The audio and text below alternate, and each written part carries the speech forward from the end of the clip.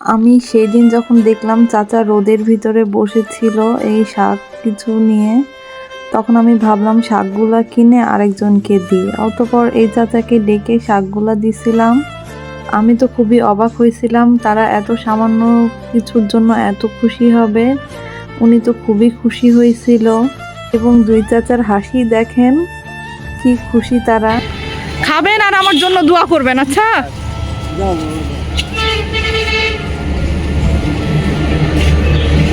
দিব আপনি একটা তুলবেন। হ্যাঁ, এটাতে দুইটা জিনিস আছে, যেটা তুলবেন সেটাই পাবেন। তুলেন যে কোনো একটা। এই যে আমার হাতের কাছ থেকে যে কোনো একটা কাগজ নেন। পড়তে পারেন?